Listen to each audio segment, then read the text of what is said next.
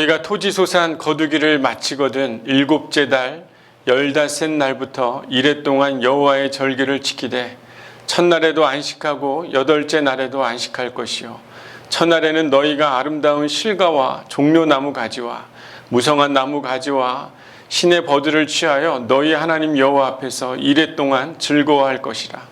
너희는 매년 이레 동안 여호와께 이 절기를 지킬지니 너희 대대의 영원한 규례라. 너희는 일곱째 달에 이를 지킬지니라. 너희는 이레 동안 초막에 거주하되 이스라엘에서 난 자는 다 초막에 거주할지니 이는 내가 이스라엘 자손을 애굽 땅에서 인도하여 내던 때에 초막에 거주하게 한 줄을 너희 대대로 알게 함이니라. 나는 너희의 하나님 여호와이니라. 모세는 이와 같이 여호와의 절기를 이스라엘 자손에게 공포하였더라. 아멘. 오늘은 우리 불확실한 시대를 살아가는 법이라는 제목으로 함께 말씀을 나누려고 합니다. 이 코로나로 인해서요, 이 사회적 거리 두기 이 기간이 길어지면서 또 태풍이 잦아지면서 많은 사람들이 육체적인 이런 피로감과 또 심리적이고 정신적인 그런 스트레스를 많이 받는 것 같습니다. 요즘에 가장 부러운 사람은요, 무엇인가를 많이 가지고 있는 사람보다는 뭔가 마음의 평안을 가진 사람들이 더 부러운 그런 시대가 된 것 같아요. 약간의 이런 걱정과 우울감, 이건 약간 그런 긴장으로 인한 정상적인 스트레스지만 요즘은 이 정상적인 그런 정도를 넘어 과도한 두려움과 공포감을 갖는 사람들이 점점 많아지는 것 같습니다. 뭔가 이런 순간에 만나서 수다도 떨고 이야기도 나누면서 이런 두려움들을 털어내야 되는데 그런 만남들이 없다 보니까 오히려 더 이런 스트레스들이 많아지는 게 아닌가 이런 생각이 들고 점점 더 예민해지고 더욱더 짜증이 삶 속에 많아지는 것 같더라고요. 여러분의 이 가정의 마음 건강은 어떻습니까? 우리 옆에 있는 사람들 한번 보시겠어요? 네. 한번 분들에게 이렇게 얘기하면 좋겠어요. 내가 당신의 마음 건강을 지켜주겠습니다. 한번 인사해 볼까요? 내가 당신의 마음 건강을 지켜주겠습니다. 네, 여러분 꼭 그렇게 좀 지켜주세요.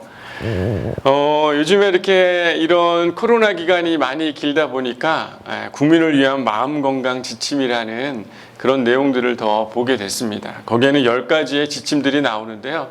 그 지침의 내용들은 이렇습니다.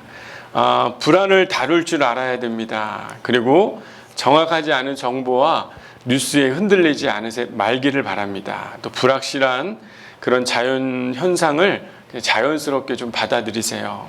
그리고 코로나로 지인을 자주 만날 수 없지만 나름 방역 관리를 잘 하십시오. 그리고 사람들과 계속 소통하는 그런 지혜로운 사람이 되기를 바라고 있고요. 건강함을 유지하기 위해 규칙적으로 생활도 하고 누군가를 챙겨주고 응원해 주세요 라는 것이 하나의 마음 건강 지침이었습니다. 저는 이 마음 건강 지침을 보면서 정말 이렇게 잘 지키면 불안한 상황들을 잘 대처하겠구나 이런 생각들도 하게 됐어요.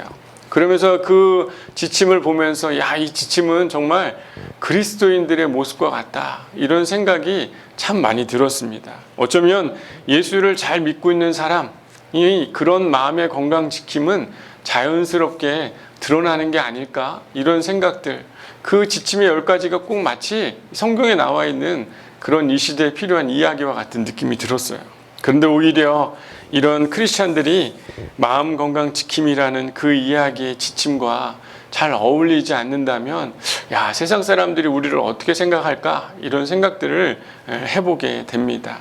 오히려 믿는 사람들이 더 불안하고 뭔가 건강하지 않는 관계에 있고 정말 정확한 정보가 아닌 뉴스와 이야기에 우리의 마음을 흔들리고 있다면 뭔가 이 사회적으로 온전하지 못한 그런 모습들로 이 시대의 그리스도인들이 비춰질 것 같은 그런 생각들이 많이 들더라고요.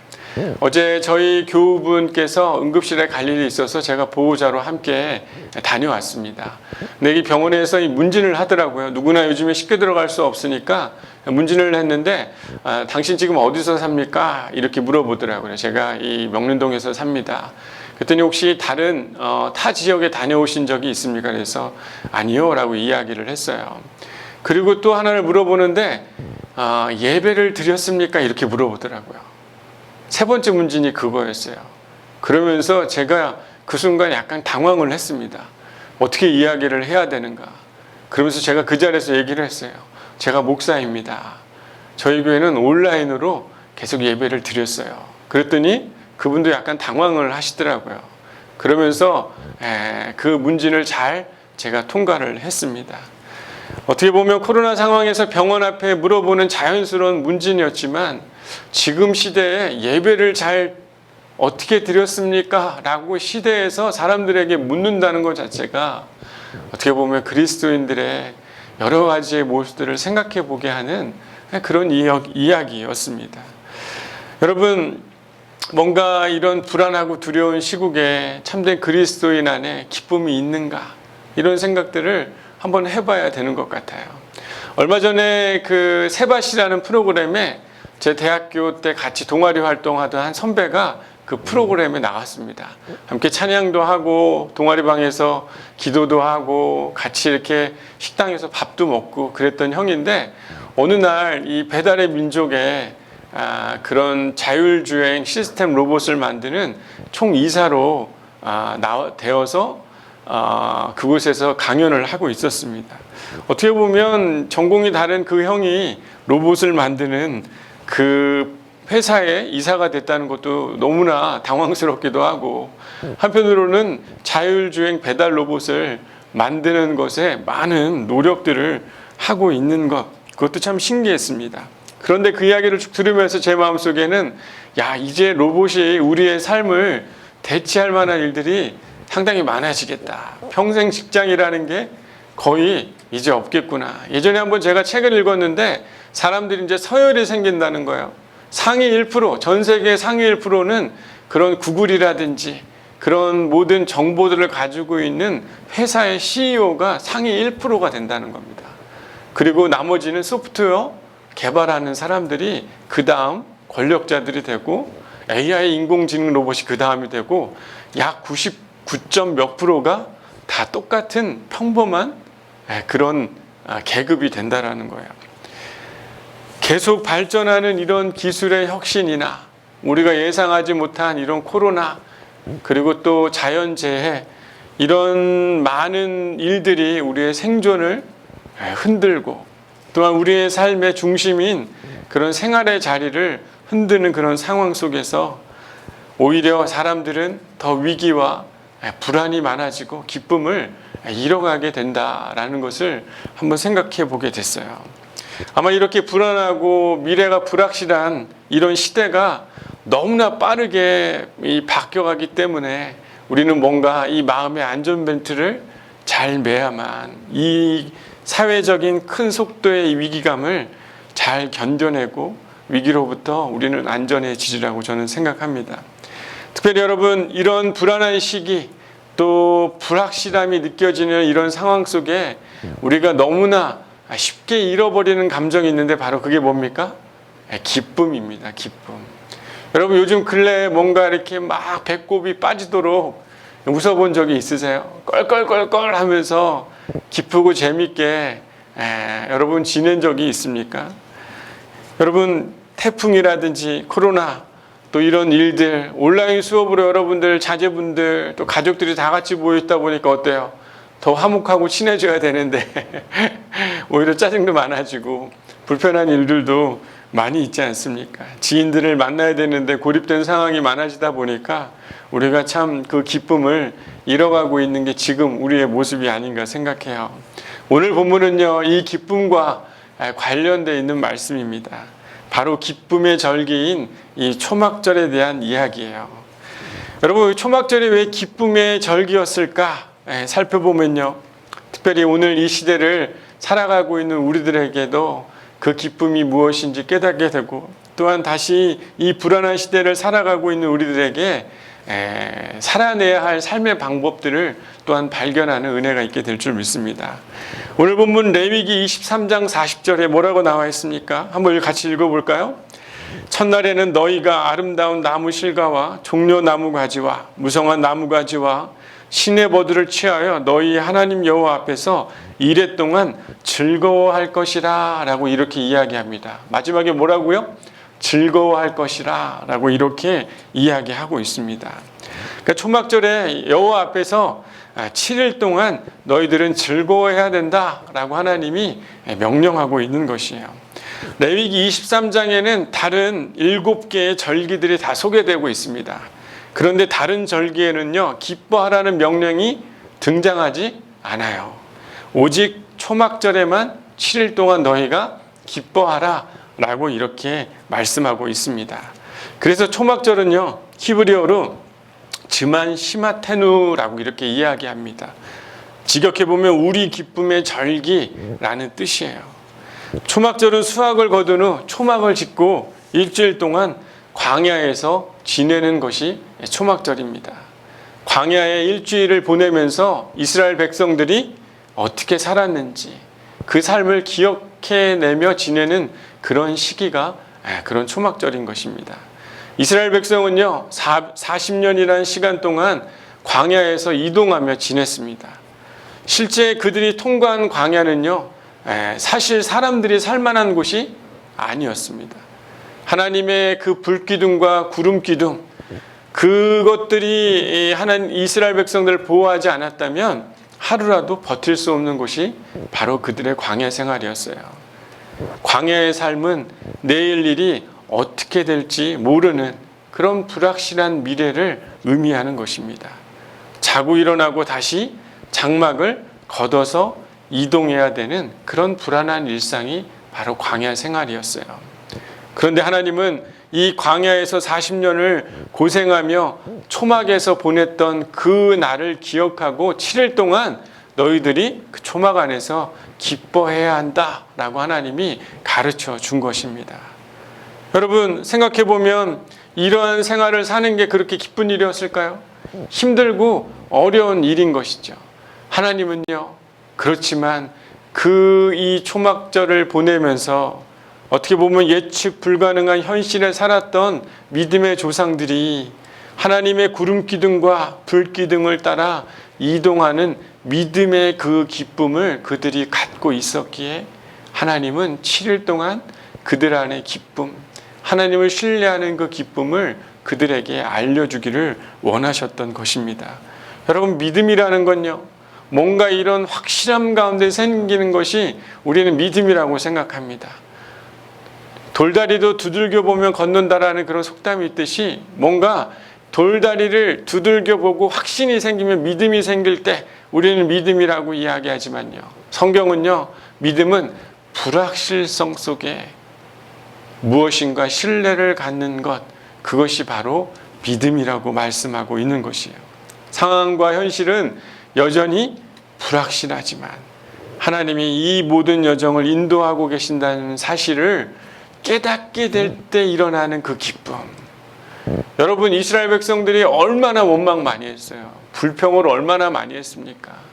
날마다 하나님이 만나를 먹이셨는데도 그들은 잘 깨달았지 못하는 것이에요. 하지만 어느 순간 그들의 위기와 원망, 불평 가운데 있었던 그 순간에 하나님이 도와주시죠. 반석에서 물을 내시기도 하고 정말 이 고기를 주시기도 하고 적군을 물리치시기도 하는 그 순간, 절망에 있다가 미래가 보이지 않다가 그들 안에 하나님이 일하기 시작하며 그들 안에 어떤 마음이 일어나기 시작하는 거예요? 그 기쁨이 일어나기 시작하는 거예요. 잃어버렸던 그 기쁨. 두려움과 절망이 아니라 하나님이 함께하고 있을 때 깨닫게 되는 그 기쁨. 그 기쁨을 하나님은 다시 이스라엘 후손들에게 상기시켜 주고 있는 것입니다. 어떻게 보면 이 초막에서 지내며 눈에 보이는 거친 광야가 두려운 것이 아니라 초막 가운데 지내면서도 하나님과 함께하는 동행을 놓칠 때 그것이 오히려 큰 두려움이며 그 하나님을 붙들고 있을 때 오히려 큰 기쁨이 있다는 것을 주님이 말씀하고 있는 것이에요. 오늘 아침에 하준이가 저한테 이런 얘기를 하는 거예요. 아빠, 지금 오고 있는 태풍이 일본 쪽으로 지나간대요. 이렇게 얘기를 하더라고요. 그러면서 제가 날씨 어플을 이렇게 쭉 보니까 방향이 어디로 갈지 아직 정확히 잘 모르겠더라고요. 그러면서 하준이가 그러는 거예요. 아빠, 그러면 일본으로 갈지 우리나라로 올지 정말 잘 모르겠네. 하나님이 어떤 뜻인지 잘 모르겠어요. 이런 얘기를 하는 거예요. 그래, 하준아, 그래, 일본으로 가든지 이쪽으로 오든지 많이 걱정이 되는구나. 그랬더니 하준이가 많이 걱정이 된다는 거예요. 그래서 제가 그런 이야기를 나눴어요. 하준아, 태풍이 우리 쪽으로 온다 할지라도, 일본으로 간다 할지라도 우리가 하나님 안에 있다면 우리 안에는 큰 두려움이 없는 거야.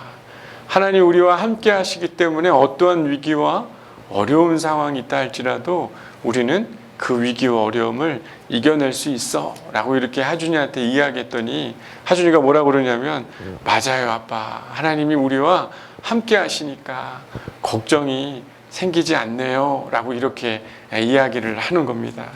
어찌 보면 불안은 우리의 삶에요, 다양한 모습으로 찾아옵니다. 우리의 건강에서, 우리의 일터에서, 우리의 가정에서, 사람들과의 관계에서, 사회의 변화하는 급박한 그런 일들 속에서 어디에서나 누구도 모르게 일어날 수 있는 것 아니겠어요? 누구도 피해갈 수 없는, 우리는 그 위기에 노출되어 있고 통계나 확률로도 아무리 확신할 수 없는 그런 상황에 놓여 있는 게 바로 우리 인생 아니겠어요? 이럴 때 어떻게 보면 이 초막절의 이야기가 우리의 삶의 진정한 샬롬이 무엇인지, 우리 안의 기쁨이 무엇인지, 어떠한 상황이 불안하다 할지라도 하나님으로 인해서, 하나님의 그 구원으로 인해서, 하나님의 도우심으로 인해서 우리가 살아갈 수 있구나라는 것을 깨닫게 되는 것입니다. 우리의 삶의 광야가 펼쳐진다 해도 우리는 결국 하나님과 함께 하나님이 이끄시는 그 지점에 분명히 이끌어지게 될 줄 믿습니다. 우리가 무엇을 의지하고 누구로 인하여 기뻐해야 하는지 깨닫는 그런 중요한 시간이 바로 우리가 살아가고 있는 오늘의 삶이 되어야 될 줄 믿어요. 오늘 성경은 그래서요 43절에 뭐라고 이야기합니까? 이는 내가 이스라엘 자손을 애굽 땅에서 인도하여 내던 때에 초막에 거주하게 한 줄을 너희 대대로 알게 함이니라. 나는 너희의 하나님 여호와이니라. 여러분, 이스라엘 백성들이 초막절을 보내야 하는 이유가 바로 여기 있었던 것입니다. 어찌 보면 이 시대를 살아가고 있는 그리스도인으로 하나님이 우리의 삶을 이전에도 앞으로도 우리의 삶을 구원하시고 이끌어 가실 거라는 그 기쁨을 하나님은 깨닫기를 원하셨던 것이에요. 실제 지금은 사라졌지만요, 성전 시대에 이 초막절의 행사의 마지막 하이라이트가 있었습니다. 그 이야기가 탈무드에 잘 기록되어 있는데요, 이것을 호산나 라바, 큰 구원의 날이다 라고 이렇게 명칭을 불렀습니다. 백성들이 이렇게 성전에 모이면요, 대제사장이 2개의 물 항아리를 들고 옵니다. 그리고 성전 앞에 있는 뜰에 서죠. 그럼 백성들은 옛 광야를 생각하면서 목이 마르다, 시원한 물이 마시고 싶다, 이런 생각을 하고 반석을 쳐다보면 대제사장이 어떻게 하는 거예요? 그 물을 반석에 붓습니다. 그리고 모세가 반석을 쳐서 물이 나온 장면을 다시 연출하게 하는 거예요. 그러면서 이 반석에 물이 흐르는 걸 보면서 백성들이 어떻게 하는 거예요? 우울한 거예요? 눈물을 막 흘릴까요? 그게 아니라 막 환호하면서 기뻐하면서 춤을 추는 것이에요. 우리를 구원한 분이 누구인지 깨닫게 될 때, 우리와 함께하는 분이 누구인지 깨닫게 될 때 그들 안에 마음이 어떻게 되는 겁니까? 기뻐하기 시작하게 됐다는 것이. 그게 바로 이 초막절 마지막에 이 절정을 이루는 하나의 행사였습니다. 여러분, 신약에도요, 이 초막절과 관련된 이야기가 등장하는데 그 이야기가 바로 언제입니까? 예수님이 등장하는 장면이 요한복음에 등장하죠. 요한복음 7장 37절 38절, 우리가 너무나 잘 아는 이야기예요. 명절 끝날 곧 큰 날에 라고 말하는 이때가 바로 초막절이 끝나는 그때였습니다. 그때 서서 외쳐 이르시되 누구든지 목마르거든 내게로 와서 마시라. 나를 믿는 자는 성경의 이름과 같이 그 배에서 생수의 강이 흘러나오리라 하시니. 누가 말씀하신 거예요? 예수 그리스도께서 말씀하신 겁니다. 바로 나를 바라볼 때, 바로 너희를 구원하며 그 구원의 기쁨을 너희가 발견하기를 원한다. 이 모세 때 하나님이 그들을 구원해냈던 그 하나님이 바로 너희들 눈앞에 내가 바로 여기 있다. 마르지 않는 생수의 강을 너희가 마심으로 그 구원의 기쁨을 깨닫게 될 것이다 라고 주님이 알려주셨던 것이에요. 특별히 바울 사도도 이 광야의 반석 사건과 예수님의 그 이야기가 함께 매치돼서 이야기하고 있습니다. 고린도전서 10장 4절에 다 같은 신령한 음료를 마셨으니 이는 그들을 따르는 신령한 반석으로부터 마셨음에 그 반석은 곧 그리스도시라.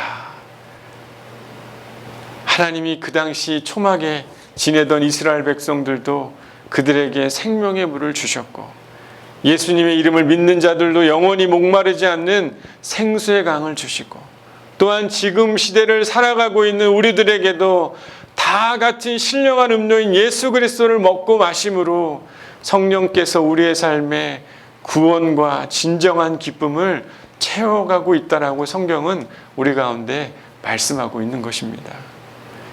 불확실한 시대를 살아가고 있는 상황에서요, 하나님이 우리의 발을 사슴과 같게 해주시고 높은 곳을 다니게 하시며 밭에 소산을 먹게 하시고 반석에서 꿀을 주시며 영원히 마르지 않는 생수의 강에 살게 해주신다는 것을 우리는 우리의 마음속에 굳게 믿어지고 그 믿음으로 인해서 이 위기와 어려움의 때에 우리는 진정한 기쁨을 누릴 수 있는 것 아니겠습니까? 저는 요즘에 이런 생각들을 많이 하게 돼요. 믿는 자들의 현실의 삶의 모습을 보면 마음 건강 지침의 기준에도 잘 듣지 못하는 사람들도 많이 봅니다. 불안하고 두려워서 많은 것에 자신의 넋을 빠져서 살아가는 그리스도인들도 보게 돼요. 어떻게 보면 왜 이런 모습 가운데 이르렀을까?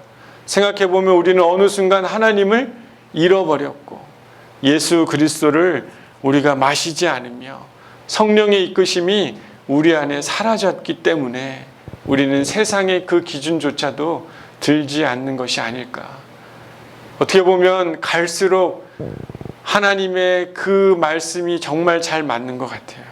불안한 시대가 되다 보니까 알곡과 측정이가 정말 더 나뉘어지고 확연해지고 있는 그런 시대가 아닌가, 이런 생각들을 해보게 됩니다. 요즘은요, 수많은 이런 인공지능 알고리즘이 있다 보니까 하나님을 대신하는 것 같아요. 힘겨운 상황, 곤란한 상황이 생기면 어떻게 합니까?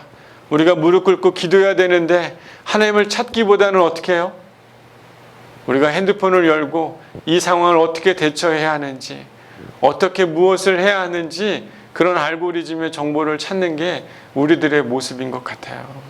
세상이 발전할수록 사회적 신뢰가 감소하고 사람들은 더욱 고립되고 이웃들과 더 병적을, 이웃들과의 관계가 더 두려워서 뭔가 사람들을 만나는 것이 불편해지는 그런 사회가 됩니다. 사람들과 함께 어울리는 공동체의 참여들을 더 멀리하게 되고 혼자 지내며 온라인으로 예배하고 있듯이 앞으로 사람들을 만나는 것이 더 피곤한 일이라 집안에 갇혀 가상 공간에서 우리의 인생을 보내는 그런 시대가 될 수 있을 거라고 생각해요. 이러한 변화의 시기에 하나님의 이야기는 아마 점점 더 줄어갈 것 같습니다. 요즘은요, 믿음의 삶을 살아내고 있는 사람들의 이야기를 함께 기뻐하고 들으며 나누는 그런 일들이 참 많이 부족해진 것 같아요.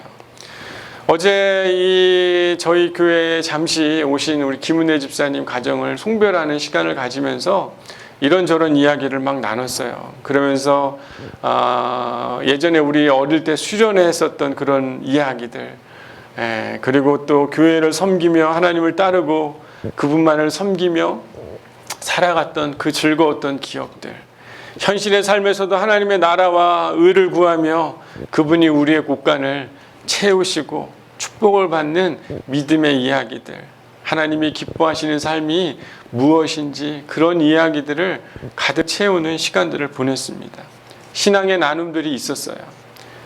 어떻게 보면 그 신앙의 이야기, 하나님이 누구인지 초막 가운데 살아가고 있는 우리들이지만 하나님으로 기뻐하고 하나님과 동행하는 기쁨의 이야기들이 얼마나 좋았는지 다시 한번 생각해보는 그런 시간을 가졌습니다.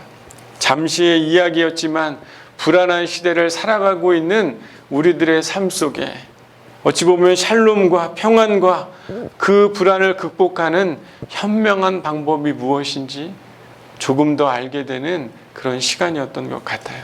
우리의 자리가 초막이고 불안한 내일을 앞두고 있지만 하나님의 구름 기둥과 불 기둥이 우리를 인도하고 이끄신다는 것을 믿고 살아내고 있는 그런 삶의 이야기들 우리가 서로 나누기 시작할 때 하나님을 더 신뢰하고 하나님과 동행하는 기쁨으로 광야 같은 삶 속에서도 감사하며 하나님의 인도하심으로 인한 그 기쁨이 우리 안에 분명히 가득하게 될 줄 믿습니다.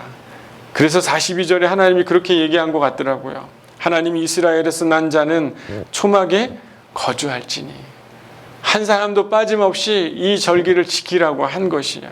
생각해보면 그들이 다 모여가지고 여러분 초막에서 뭘 했겠습니까? 광야에서 뭘 했겠어요?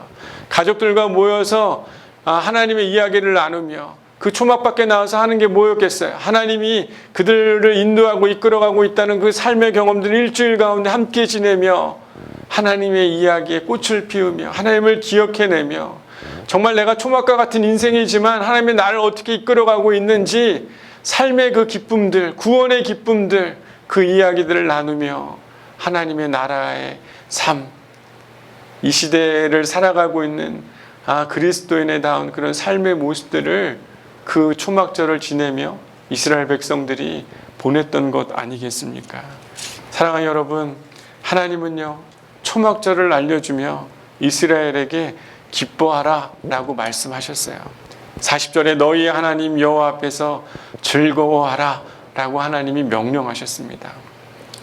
오히려 우리의 미래가 더욱 불안해져 갈수록 우리의 희망은 우리와 동행하시며 우리의 모든 삶을 인도하시는 하나님을 바라보며 그분으로 인한 기쁨의 그 삶, 그 삶을 우리가 가져야 하는 것입니다. 초막절을 기억하며 기쁨의 자리를 우리는 더욱 만들어 가야 될 줄 믿습니다. 여러분, 우리의 믿음이 온전하게 서 있을 때 우리는 광야와 같은 현실 속에서도요 하나님과 동행하며 또한 기쁨으로 살아가게 되어 세상 사람들이 볼 때 정말 마음 건강을 잘 지켜지고 있는 그런 사람처럼 보여지는 것 아니겠어요? 우리의 희망은 예측 가능한 그런 통계에 있는 것이 아니라 우리의 안전은 큰 집이나 안정된 직장이 아니라 우리와 동행하시는 그 하나님에게 있고 그분으로 인하여 우리가 감사하고 즐거워할 수 있다는 것을 발견하는 저와 여러분이 되어야 될 줄 믿습니다. 여러분, 이번 한 주는요 집에서라도 여러분 텐트를 한번 쳐보는 거 어떻겠어요? 그래서 이제 이 텐트 안에서 가족들과 함께 잘 한번 보자. 이 태풍이 지나가는 이 시기에 텐트 한번 치고 여러분 밖에 나가서 쳐도 괜찮습니다. 어디 괜찮을 것 같아요. 하지만 코로나 때문에 나가기가 어려우니까 집에 텐트 치고 어떻게 하는 거예요? 한번 잘 생각해 보세요. 두렵고 위기와 어려움의 상황이 있지만 하나님이 구원해 내실 거야. 하나님이 우리와 함께 하고 있어. 하나님이 내 삶의 모든 것을 인도하고 있는 분이야 라는 것을 깨닫게 될 때 다가오는 그 기쁨으로 하나님을 찬양하고 하나님과 함께하는 시간을 보내야 우리가 진짜 그 초막절의 의미를 깨달을 뿐만 아니라 이 불안한 현실의 상황 속에서 하나님을 기뻐하는 것을 우리가 발견하게 되는 것 아니겠습니까? 사랑하는 여러분, 어떻게 보면 이스라엘 백성들처럼 우리를 이끄시고 인도하시는 그 하나님을 기억하고 영원히 마르지 않는 생수를 허락하신 주님의 구원을 묵상하며 성령께서 우리의 삶을 인도하고 있다는 사실을 깨닫게 됨으로 일어나게 되는 그 참된 기쁨, 그 기쁨이 저와 여러분의 한 주간에 경험되어지기를 소망하고 특별히 이렇게 경험되어지는 그런 기쁨, 하나님이 이끌어가고 있는 믿음의 이야기들이 목장 식구들과 더욱더 나눠지기를 소망합니다. 함께 이 초막절을 지키는 사람들, 하나님을 기억하고 기쁨을 회복하는 사람들의 이야기로 가득 찬 이 양문교회의 한 주가 되기를 소망해요. 이제 이 둘째 주부터 이 목장 모임이 시작되는데요. 여러분 아마 온라인에서 될 수도 있고 오프라인에서도 될 수도 있습니다. 다시 한번 우리의 구원의 중심이 어디에 있는지, 이 불안한 현실의 삶을 기쁘게 만들 수 있는 분이 누구인지 다시금 그 목장교회의 나눔을 통해서 그런 은혜들이 있게 되기를 소망하고, 특별히 이 양문교회가 하나님의 그 초막절을 하나님 안에 기뻐하는 그 일들이 이 교회 안에 회복되어지는 축복이 있는 그런 한 주가 되기를 소망합니다. 우리 기도하겠습니다.